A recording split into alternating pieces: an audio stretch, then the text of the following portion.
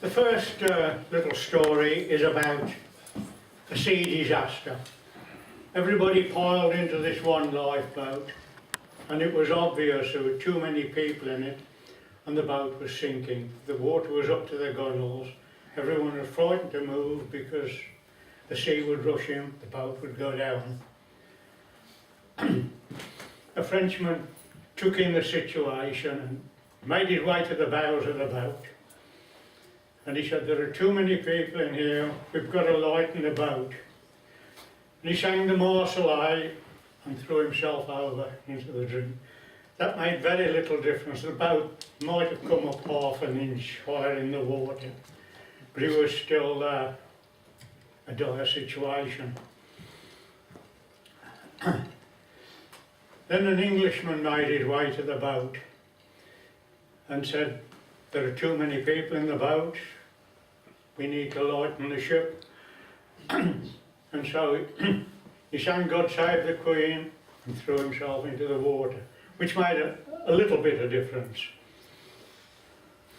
Then, not to be outdone, there was an American there. He made his way to the front of the boat and he said, "Remember the Alamo," and threw 2 Mexicans overboard.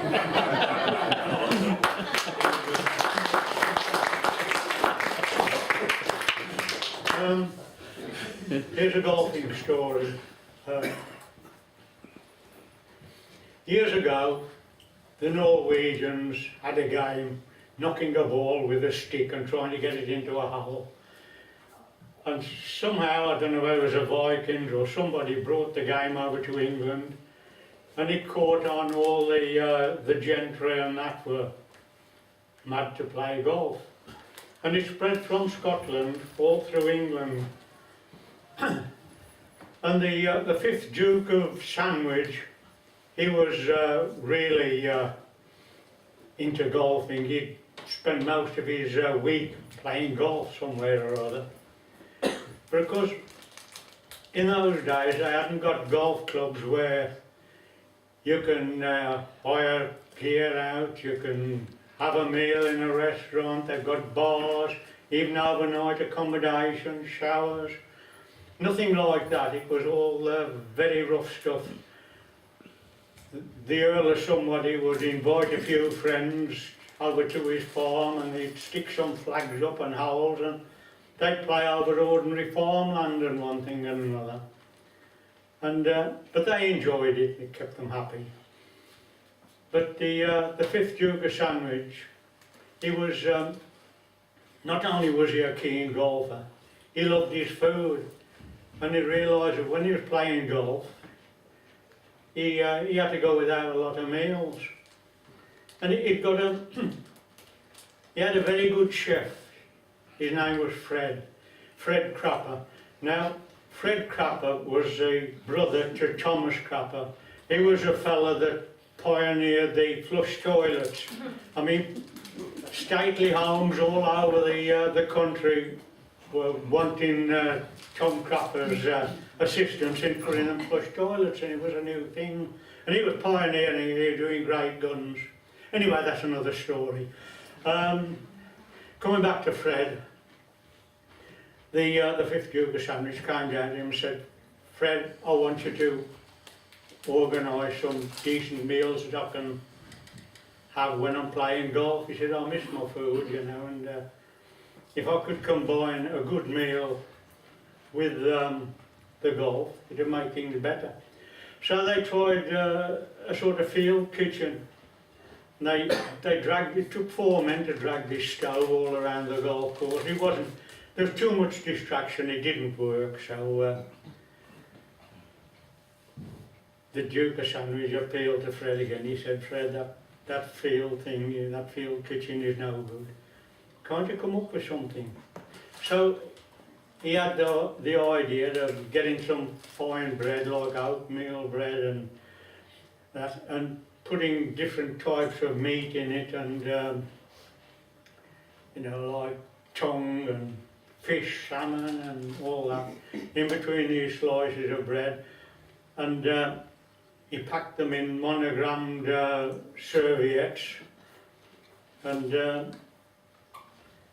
the fella that did the caddying, Fred gave him these bits of food like between the bread and said, when they want a break, pass these around.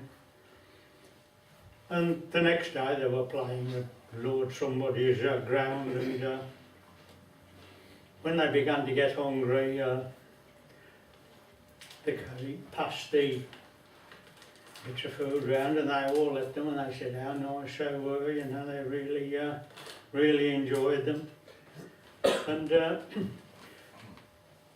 so the Duke of Sandwich went back and he said, Fred, he said, everybody enjoyed the food that you put on. He said, I'm playing another match up north tomorrow. Could you do something similar again?